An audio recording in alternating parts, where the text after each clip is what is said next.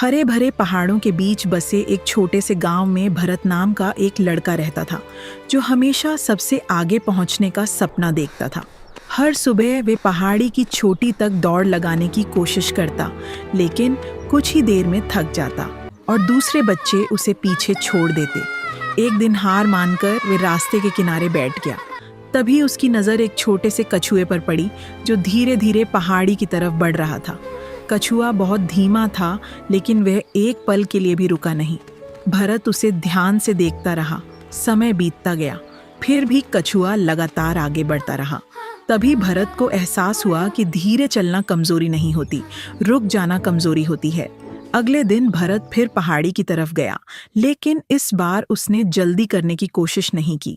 वह धीरे धीरे कदम बढ़ाने लगा और हर सांस पर ध्यान देने लगा।